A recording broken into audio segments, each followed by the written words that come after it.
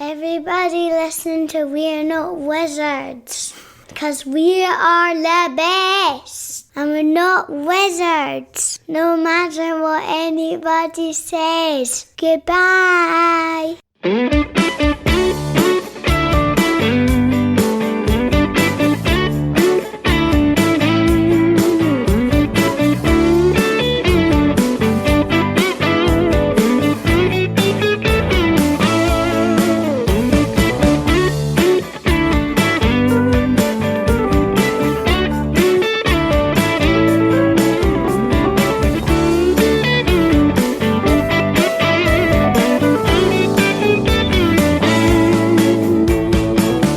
Welcome to another episode of We're Not Wizards. My name's Richard. I'll be your host, and it's so hot outside. I can't believe it.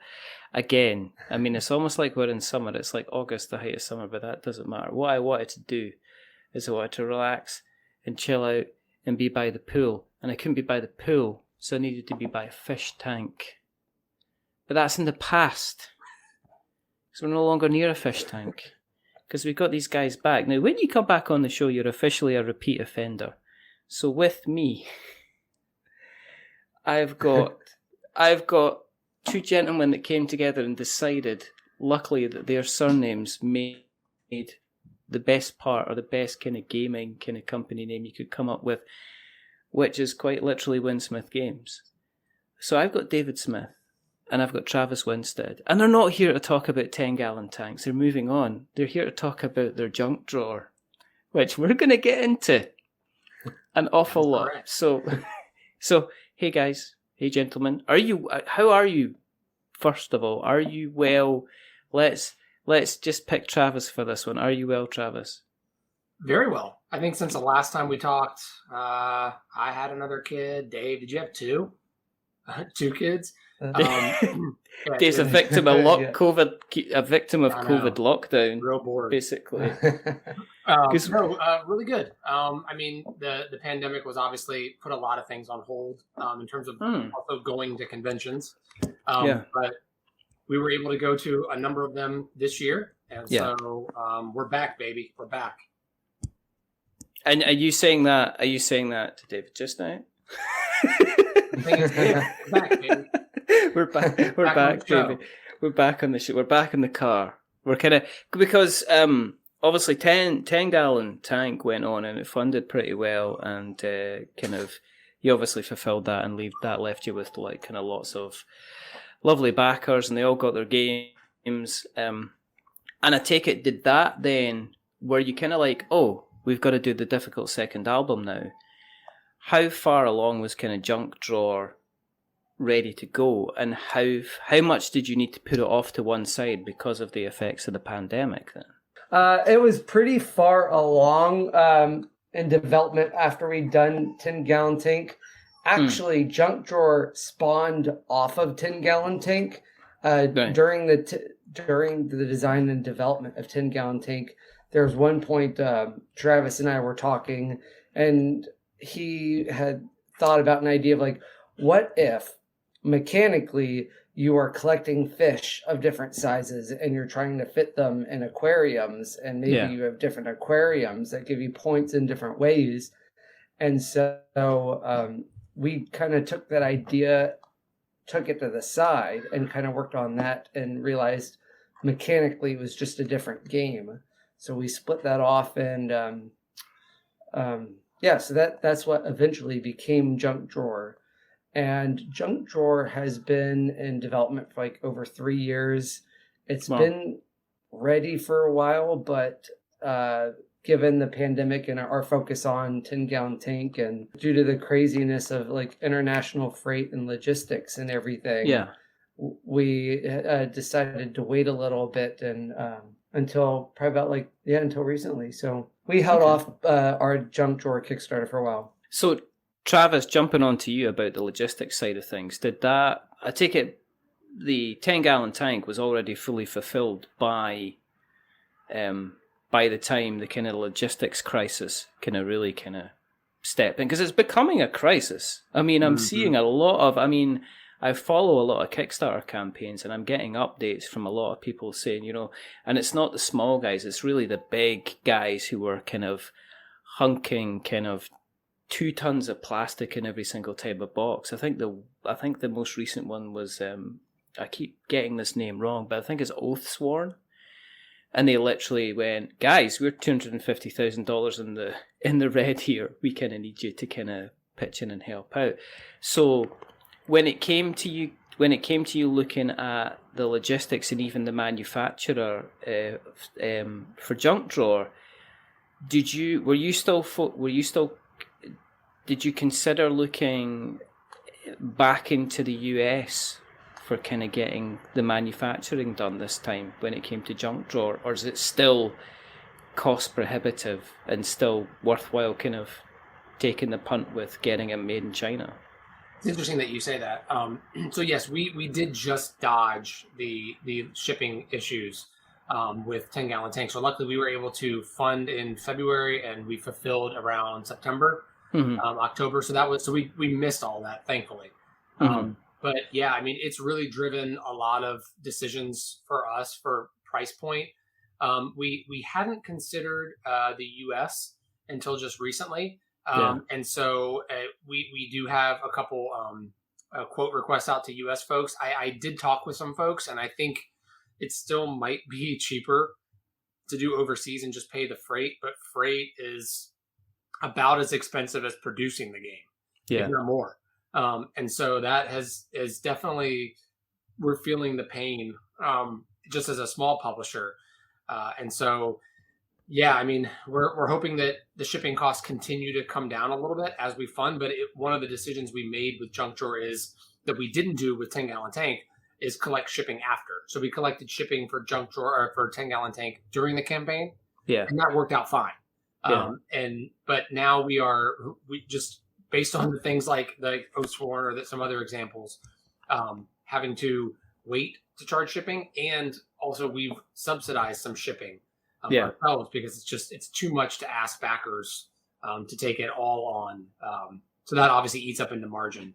Is it a case that the manufacturing in America can it just not deal with kind of looking at manufacturing myself and realizing if you were going kind of like here in the UK and even into Europe, they were wanting like thousands of orders in order to take on your order in the first place. And then the pricing didn't start to kind of nicely break down and make it more affordable until you were you were literally having to print kind of like 2,500, 3,000, 5,000 units before you were kind of getting the economy of scale, I think as Jamie Stegmaier or World Economists probably say.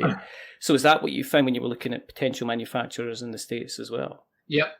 That they require a lot higher minimum order quantity. And I think it's also because they might do a lot of the production of smaller but more accessible games, like games that go to Walmart or Target where they're ordering 50,000 units at a time.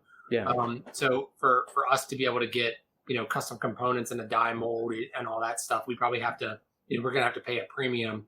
And those upfront costs get, added into your unit price. Whereas if you had 50,000 units, it's pennies. But if you only have 2,000 units, it's dollars.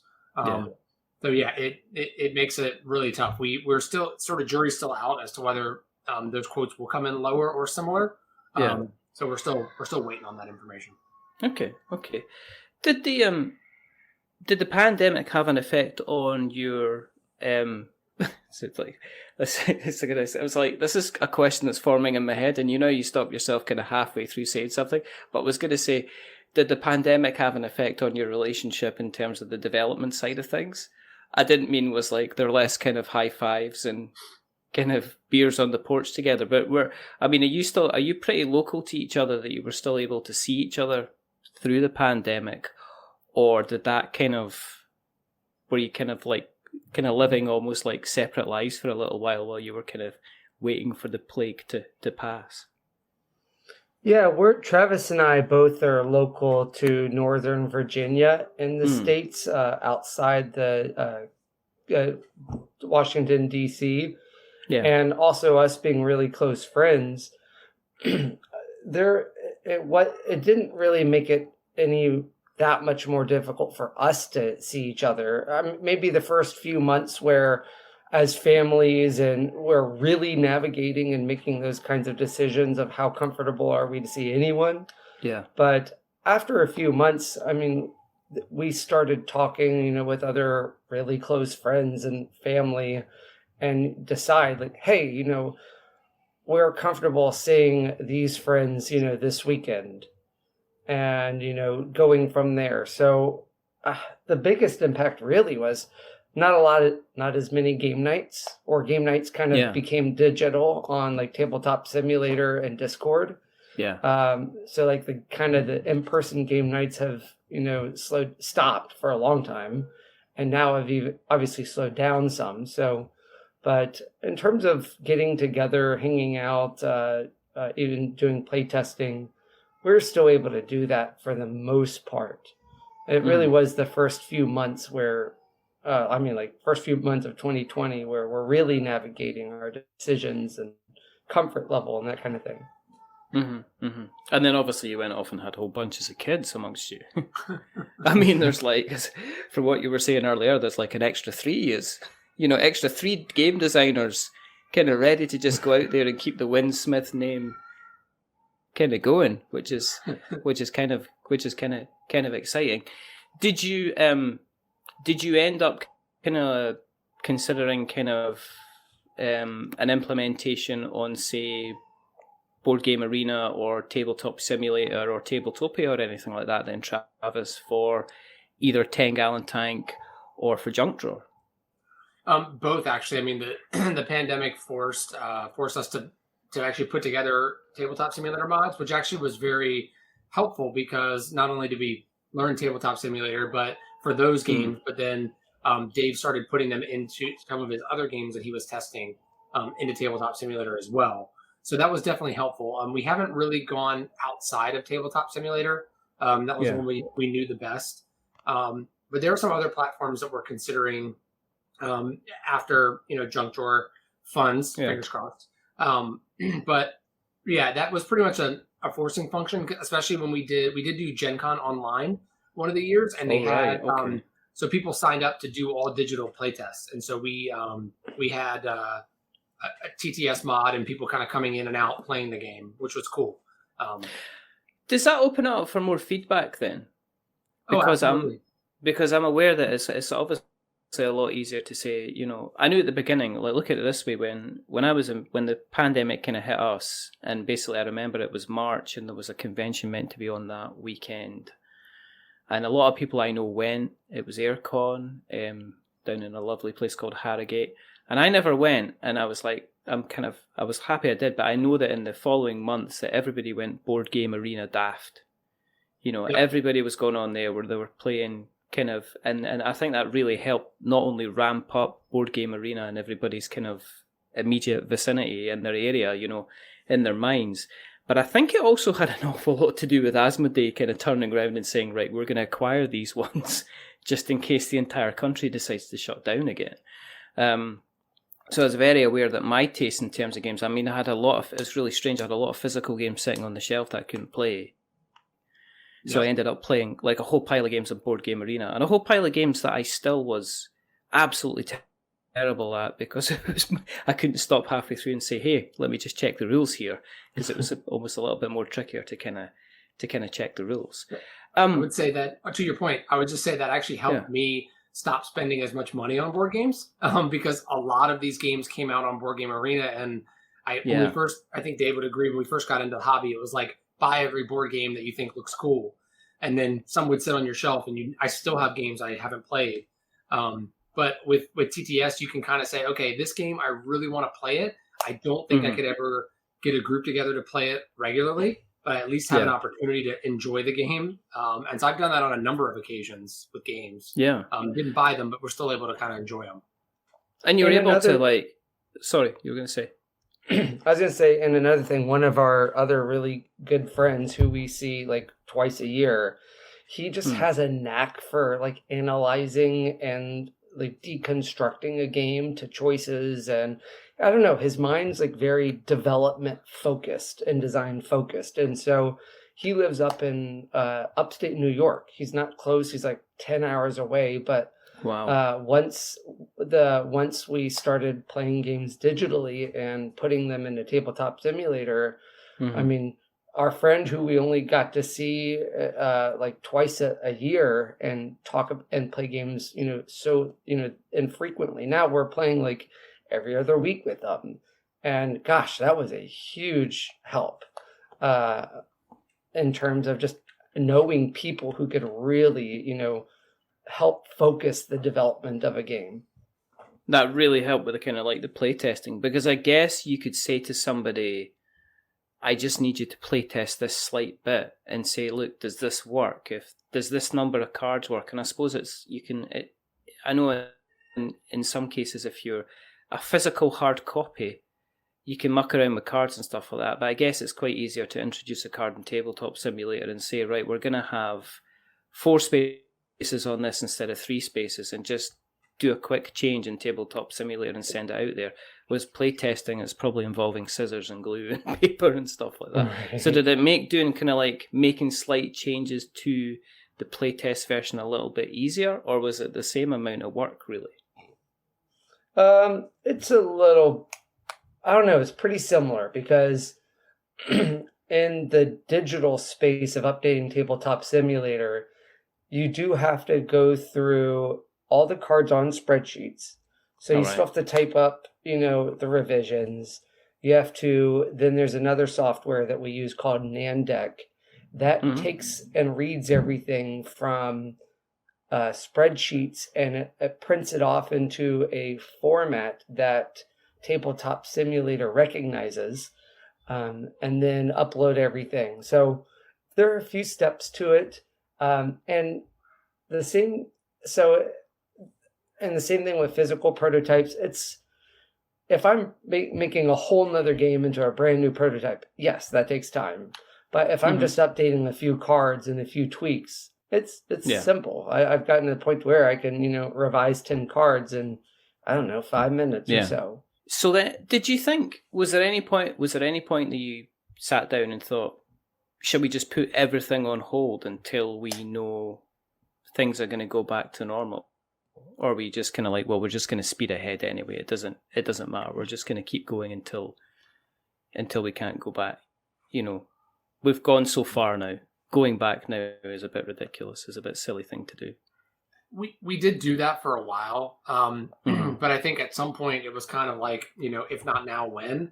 And we kind of figured, as the shipping crisis stuff started to, go down, and stuff started available to open up, and we knew, it's going to be 8 or 9 months before, the boats leave the ports. Hopefully we'll be in a position where the prices aren't exorbitantly higher, which is why, again, we decided to do shipping afterwards, and we have a table in it that says, like, these are approximate shipping costs. Big old letters, like, these are all approximate and will be charged after the campaign. So that is something that we, it was just, at some point we have to make another game. With conventions coming back, it just seemed like we had to keep going, especially with Junk Drawer, since it was so far along. We were actually play testing the mechanical design at one of our local designer groups and playtesting groups. And the local group's called Break My Game. It's for local designers and playtesters to get together and try each other's game, build, learn from each other, and, kind of refine them. And we were actually playing with another local designer, and he said something along the lines of, like, having these different items and different shapes, placing them in multiple quadrants kind of felt like organizing a junk drawer, and that would be a really neat theme for it. And yeah, we talked about that for quite a bit. We, Travis and I talked about what would be a good theme. We bounced a lot of ideas off each other, like it could be organizing flowers in a flower bed, or planting rose bushes, or flower bushes. We talked about doing like a Zen garden style organization, and other more abstract themes like putting items into time capsules, where you could have a lot of fun with what the items were. But Junk Drawer kind of, I don't know, really spoke to us, and we got a decent amount of feedback that it's kind of fun. It's, it's an interesting theme that kind of fits the mechanics of these are random items. So they're all random shaped, and in the game, every tile, every item is a unique shape. So that junk theme kind of fit that style of play. So we met the artist through someone that we have known and, kind of reached out to initially. And she had said that, unfortunately, after talking with her a while, she said that she was unable to, due to, I think, another project, was unable to work with us. But she said she knows a few artists that she reached out to. And we connected with Asha Farmer, who actually happened to be local to us. She's a student. She was a student in Baltimore, Maryland. And she's no longer a student. She's graduated, but we really liked her artwork a lot. I'm aware that junk in American can mean something else. So are you aware of the potential double entendre in relation to having a junk drawer? Or is that your intention? It was kind of there so immature children like me would look at your game and go, I think as long as it's not paired with kind of junk trunk, drawer. I think as long as it's not paired with trunk, we're okay. Yes. I think that would be... So that would junk be an drawer, I think we're okay, but if junk was paired with trunk, we might have an issue. Yeah. Then it might be... You might end up in some kind of Twitter storm. I think if you ended up Exactly. talking about kind of like junk, junk trunk instead of junk. Yeah, I've managed to lower the tone in this entire conversation. You were having a lovely conversation about artwork, and I've just come back in here and made an absolute mess of kind of absolutely everything. So, so that is basically that. But you mentioned that the idea came from almost like an evolution of 10-gallon tank, except what you were looking at was kind of like items of different size. So is that the kind of the basis behind the game? Is it kind of like almost like a Tetrominoes kind of game where you're fitting kind of different sizes of stuff into a drawer? Exactly. So in the game, players are organizing 21 different items into 4 different compartments, organized compartments of their junk drawer. But every item is a unique shape. So unlike like a game like Tetris, right, where we've all played awesome games, super fun, there are 5 different shapes in Tetris. But in junk drawer, there are 21. And every player has their own set of 21 tiles, and there's no duplicates. And so actually when we were talking about the theme early in the design and development, we were at a local playtesting group for designers and playtesters. They're called Break My Game. Excuse me. One of the local designers had mentioned we didn't really have a theme yet on the game. We were just kind of playtesting, the mechanics of it. And he's like, well, what about like junk drawer? All these are kind of like random items. It's kind of like junk, and you're just organizing it a little bit. So he had mentioned junk drawers as a potential theme, but we talked about lots of different options, like, I don't know, like designing a Zen garden where you have different portions of that, and it's kind of abstract. We talked about like planting flowers in a, flower garden. We talked about more other abstract ones, like placing items into time capsules, where we could have fun with, different items and different themes of items in time capsules. But so yeah, we definitely talked a lot about the different themes there. Super cool. Okay, so in terms of kind of doing your research into finding items for junk drawer, how many of the items that are in the game junk drawer are based on items that are in your own junk drawers? And do you both have, and obviously I am probably aware this is a stupid question because you both have kids, but do you both have very active and very full kind of junk drawers that have everything from like scissors to keys to white tack to like mysterious bags, and also one key that you don't know what it's for, you don't know what it unlocks, you've never seen it before in your life, and it's just magically appeared overnight. Every drawer in my house is a junk drawer. Yeah, it's not a question of if I have a junk drawer, it's how many junk drawers do I have in every room of the house. Have you, I'm assuming you've got kind of like young kids, so Yep. do they contribute? Do they contribute to the junk drawer? Do they put like helpful things like the TV remote control in the drawer and stuff like that? The hardest part of it was actually, so Dave mentioned each of the items is unique size. So we started with, just a 1x1, and then it goes all the way up to every combination of a 5x5. There's some funky shapes. And so our original prototype had, everything from Google that I could find, searching junk drawer, trying to find items that fit in those shapes. And it is very tough, especially like a plus shape. It's tough to find a real item. I think originally I had scissors that were opened. I don't know who has like open scissors in their junk drawer. But it was actually kind of tough. We had to brainstorm with our artists. Hey, if you can think of other things, by all means, like take creative liberty and just put them in there. And she did a great job. And so there were some that were like, okay, this is definitely, we want this one in. And there's some like, we don't have a great idea for this. So, go nuts, find something that you like and just draw it. And she did a good job because she kept probably about half the items that were in our original just prototype, proof of concept. Mm-hmm. But then the other half, she just found other ones to use that were better, or either maybe just more colorful or looked better from a graphic or illustrative standpoint. Did it make more sense to kind of just include some random stuff that was going to kind of increase the color then? I mean, did you just tell the artist, just look, you just do what you want color-wise because we want to make this kind of bright and colorful and kind of interesting?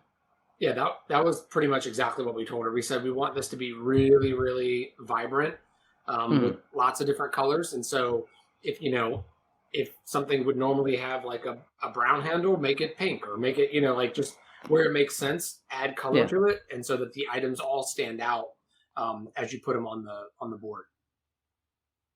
And has that kind of given you kind of opportunities to kind of do, I guess, kind of themed expansions and stuff like that then? I can imagine you could do like a Christmas expansion with junk that you would find in a, Christmas cracker and stuff like that. I can imagine you could do like a Halloween one, different Halloween things and candies and stuff like that. So is that kind of, I guess with it leaving it open, you could put in it kind of pretty much anything, I guess. That's funny you mentioned that, because when we were talking about like different themes and even different styles of themes, we had mentioned talking just with playtesters, over the last couple of years, like, hey, what do you think about a junk drawer theme? What do you think about these other themes? We're just kind of asking them more objectively, giving them options and see which ones they picked.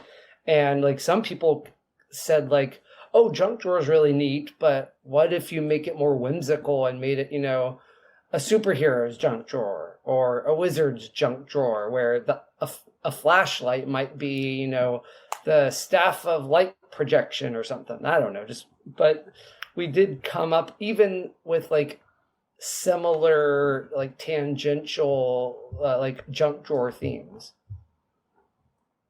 And is that a plan to put it into the, going forward? Is that a plan if, when the game funds down the line to maybe think about kind of expansions along that line? Or are you just waiting to see if what happens with the funding that you get at the moment?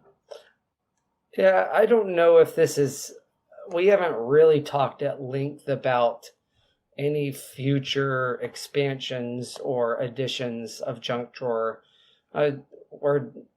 It's the type of game that everyone really enjoys it when they play it. We've even had, to be honest, people say like, oh, Junk Drawer, how exciting is that? But they play it and they're like, I get it. Like the theme matches the mechanics perfectly. But in terms of like second editions or expansions, I'm not sure if we're at the point where we're going to consider doing, Junk Drawer, edition 2 or like an expansion.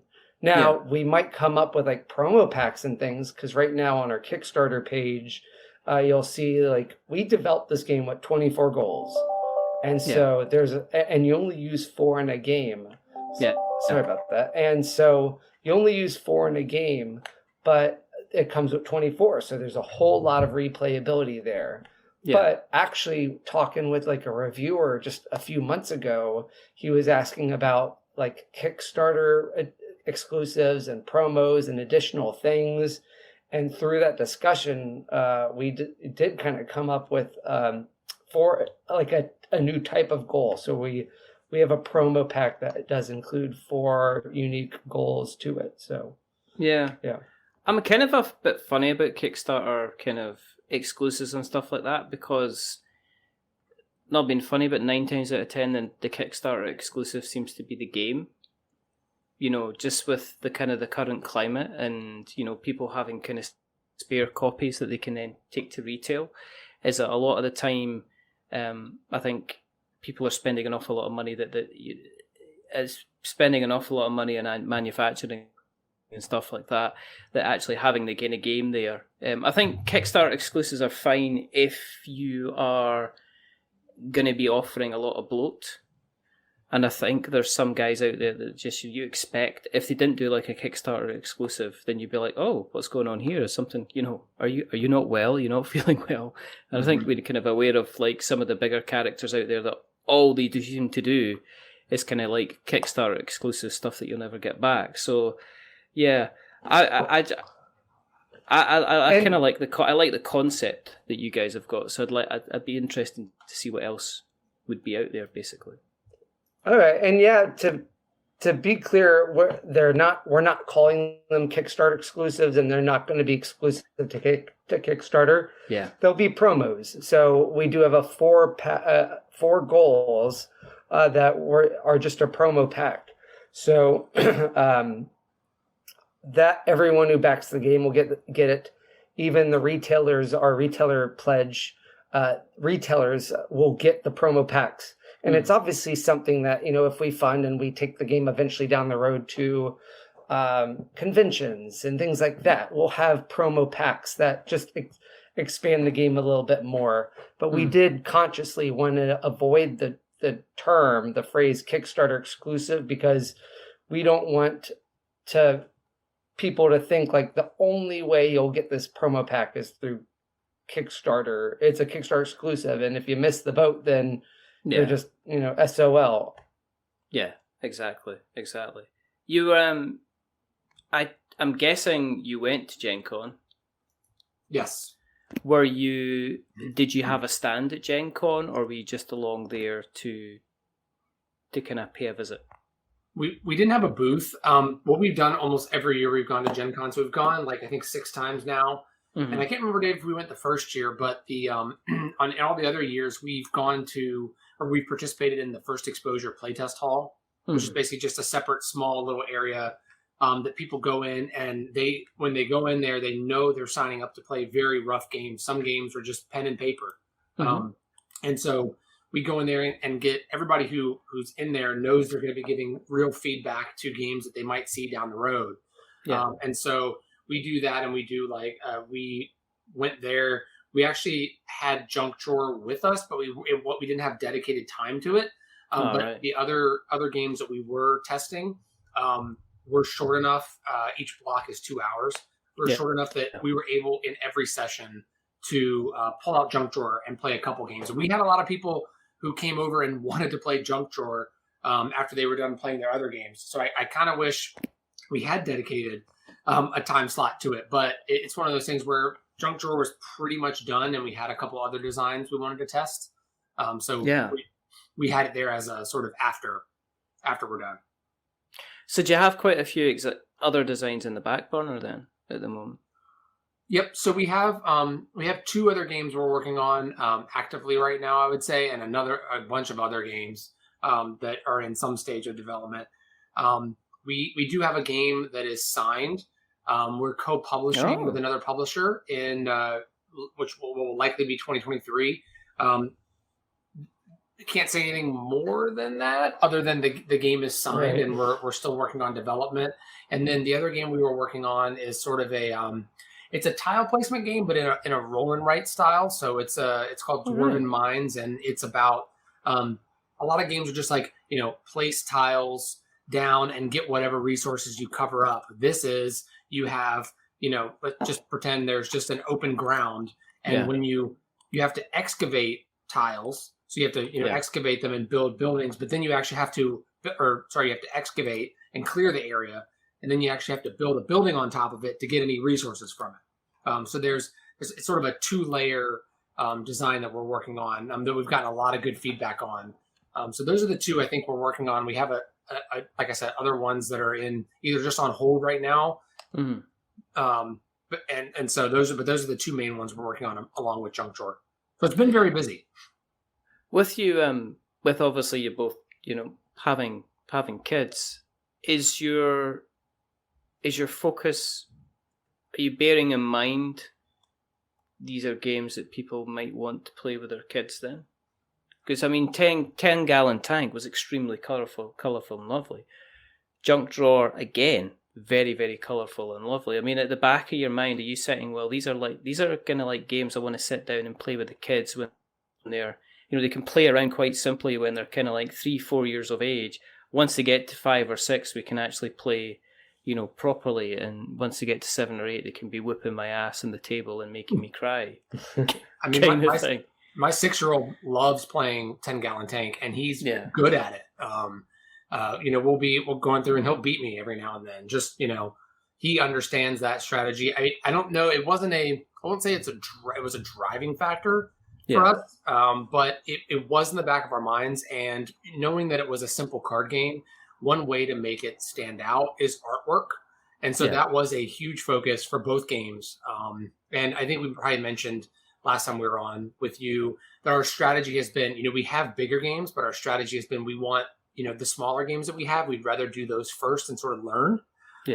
You could argue that maybe doing those, it's a tougher road because you don't have awesome minis or huge play mats or anything like that people might instantly back you without thinking about it.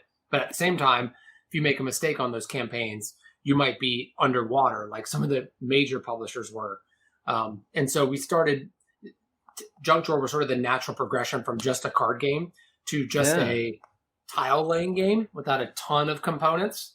And so that combined with, it is a family game, but it is a thinky game, especially the harder goals. We do have hard goals, medium and easy goals, and the hard ones are really thinky, and they challenge all the people who've played it. Nobody's been like, this is too simple, I don't want to play again. It's like, I didn't realize, how much each of these organizing this actually mattered. I want to play again. How exciting was it to get signed when somebody said, right, I'm not interested in kind of sales figures, projections, or anything like that. Somebody says, look, I see the idea here. It's a good one. I'm gonna let's exchange contracts here, and we can work together. Yeah, that was really interesting for what's going to be our third game that we're co-publishing. We were at a convention in Baltimore called Unpub, and it's all for unpublished games. It's really a convention for designers and not publishers, but a lot of publishers attend these as people to go and play what are designers making, and they find games that they might be interested in signing. And so the other game that we had with us, we had a lot of people play it. Feedback was way better than what we expected. And we had been playing it with outside friends and families over the past couple of years. But this was the first time where, we took it to a public event in person with a lot of people. And actually one playtester was playing, and he had, I think, talked with a couple of the publishers that were there and said, hey, you might be interested in this, go try it. And then we had a handful of publishers come play it, and they were just really impressed with it. So it was neat because we are also a publisher, and we want to obviously be a publisher as well. And so we talked a lot about, should we just publish this ourselves? Should we not? It's a game that has a lot more art assets involved. And so there's going to be just a lot more of an upfront cost. And right, if it's the game where we think might blow up a little bit more, working with someone who has a lot more connections just might make that happen better, or just might get the game out in front of more people, right, than what maybe me and Travis can do. So that was part of the decision as well. But it was very exciting. Like, it was kind of like a surreal weekend when we had multiple publishers, kind of share their interest and say, like, hey, let's, this is something we're interested in.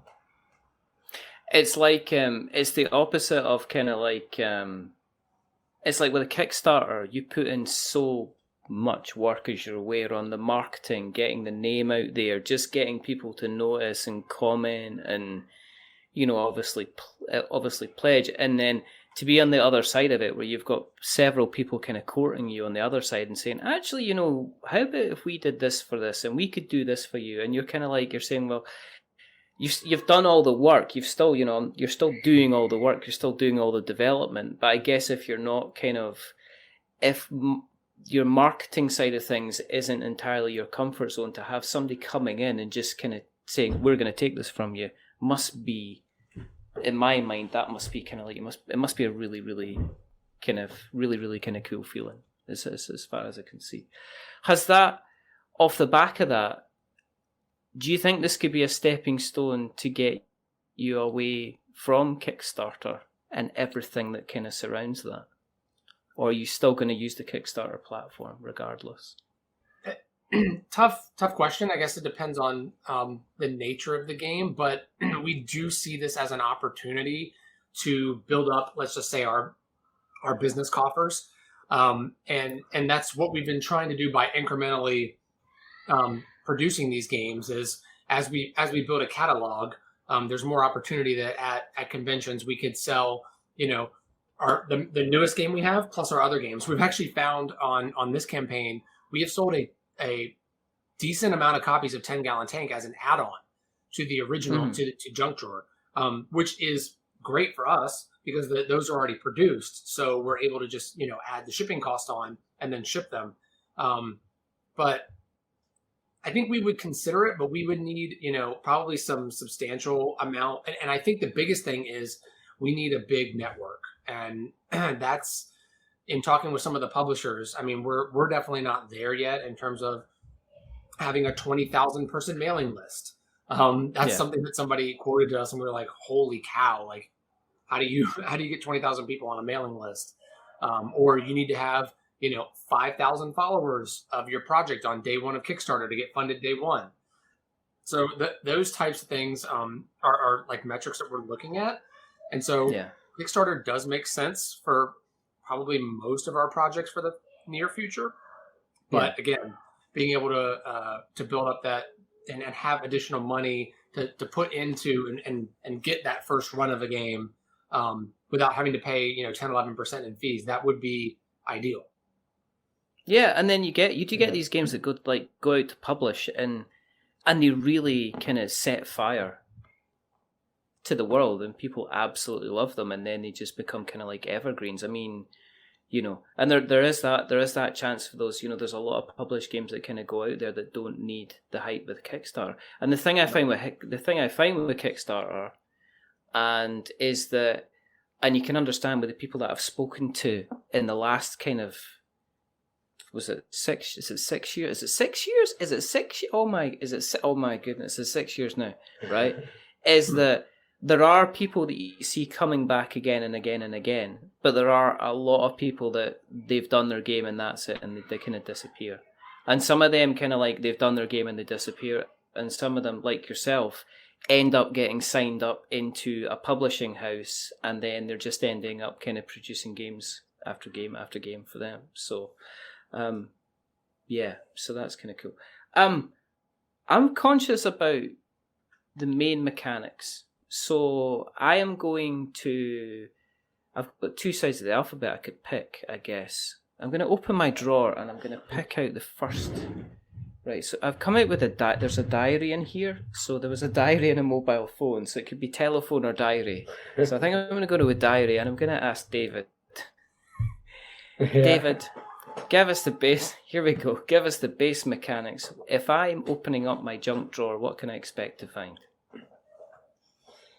Oh, so if you were opening your junk drawer, you're going to, well, if you're opening one of my junk drawers, it's going to be a little messy. And if you're like me, you're going to want it to not be messy and you're going to want to organize it. And it's great to open up a drawer and see everything's like organized real nice. There's separation. Yeah. You don't have, kids' Play-Doh covering up your mobile phones. And so, but with Junk Drawer, the game, like I said, every player has their unique shaped items, and the goal is to get the most points. And at the end of the game, every of the 4 quadrants, the compartments are going to give you points based on that quadrant's unique goal and the tiles that you have in that corresponding quadrant. So that's kind of what the goal is with Junk Drawer. When you open it, you want it to see that everything is kind of laid out really nice in that specific organizational compartment. Is that right, Travis? Absolutely. Nailed it. There you go. That's what you want. Yeah, I'm a bit of a fan of the kind of like the shapey type of games and stuff like that. The kind of the spatial awareness type games. I'm kind of, I think I'm kind of like you think I'm a Eurogamer, and it turns out no, actually I'm a kind of guy that just likes making stuff into shapes and then building them. I've been playing Tiny Towns recently, which is all about kind of making different shapes in order to build buildings, and I find that's in my happy little place. I wrote a review about it quite recently, and it was like my little kind of happy little place. If people are wanting to get into your... that sounds weird. That's another question that's come out and says, why am I saying that? But if people want to go out to your happy place, they can pledge. And if they pledge $35, they get the base game, which is about £29. And if they pledge $65, they get 2 copies of the games with 2 promo packs as well. And if they want the print and play version, it's just $9 to get that. And that gets you a copy of the Junk Drawer print and play delivered through the Pledge Manager. Or if you want to just, and I'm going to start saying this, if you want to just jump on and show a little bit of support and then help spread the word of Junk Drawer throughout your own little Kickstarter network, you can jump on and you can chuck a buck. And if you chuck a buck, then it'll tell everybody else that you've chucked a buck, and they'll be aware of the campaign. You've got at the time of recording. I've set myself an editing task with this, I tell you, with computers and stuff. There's about 2 weeks to go. You're currently sitting on, it's about $12,600 out of an $18,000 goal. And that's what's left. That is what's left to go. Have I missed anything out, gentlemen? Is there anything else you would like to add?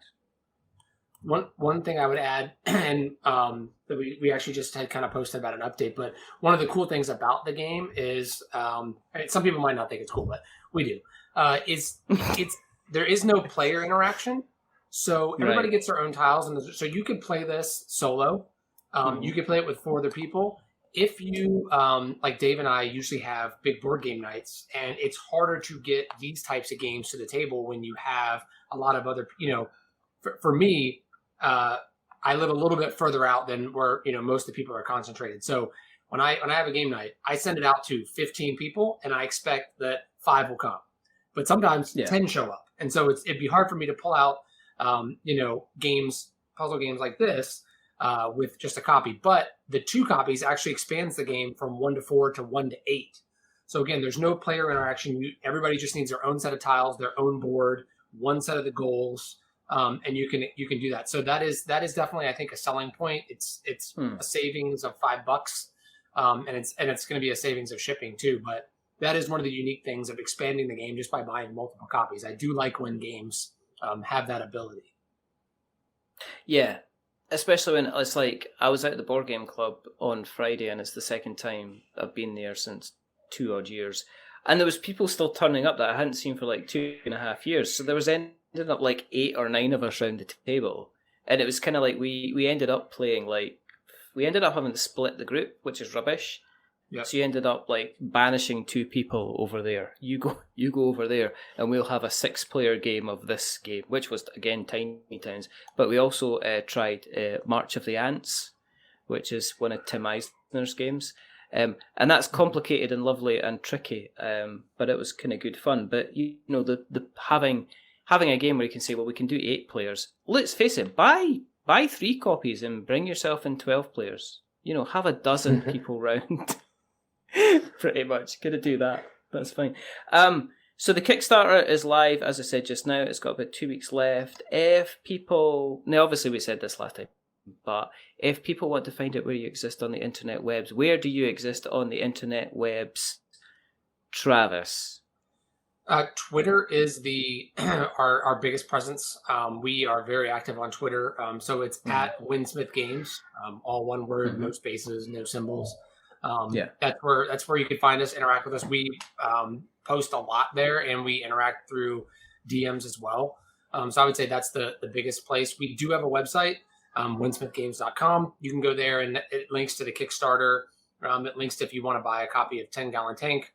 Although I would suggest if you did want to get a copy of 10 Gallon Tank and you're interested in Junk Drawer, pledge through the campaign, and you can get an add-on copy of 10 Gallon Tank that way. But those are the 2 main. We do have a presence on Facebook. It's not nearly as big as what we are on Twitter, but we're working to change that. It's sort of like there's only 2 of us, and there's a ton of platforms. I'm thinking about starting a Winsmith Games TikTok here soon. Do that.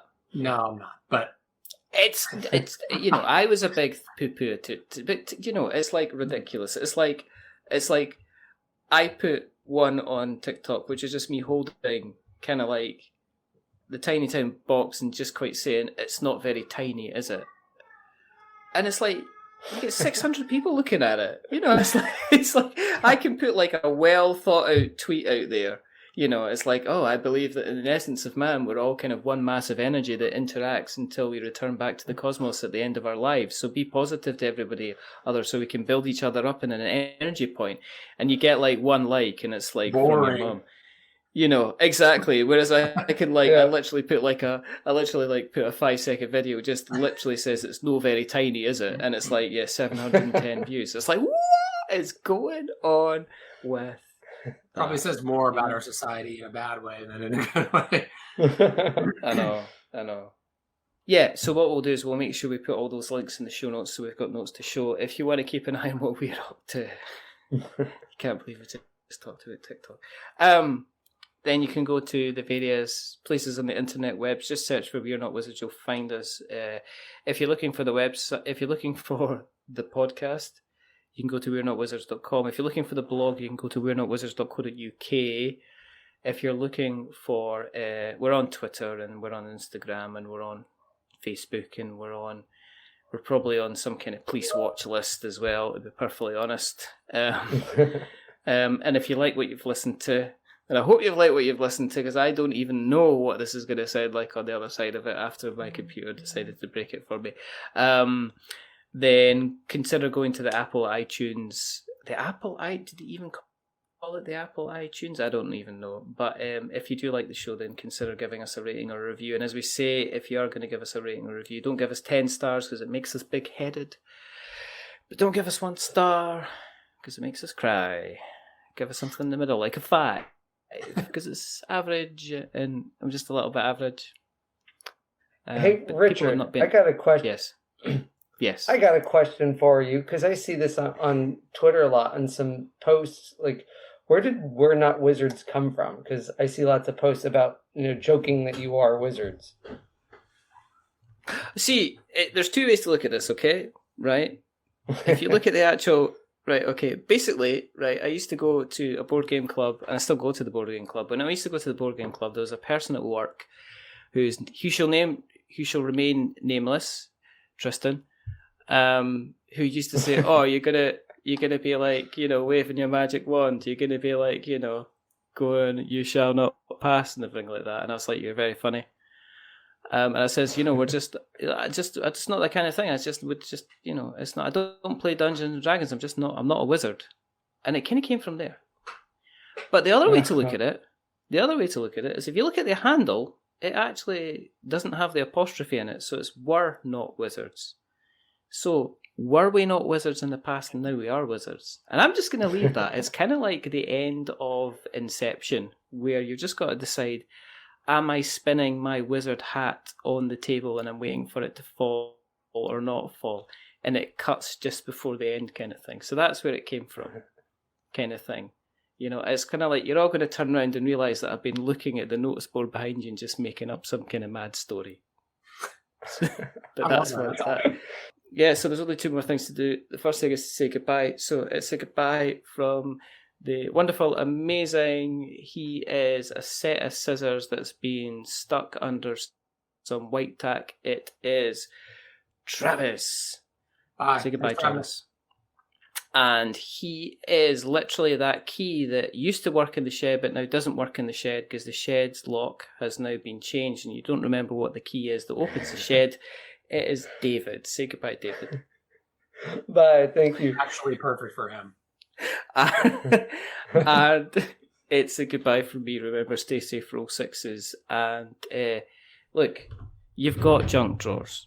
You've got junk drawers. I know you've got junk drawers. We've all got junk drawers. It's about time you turn that actual fact into a cardboard reality. So go out and check out junk drawers. But until the next time, goodbye. A wizard is never late.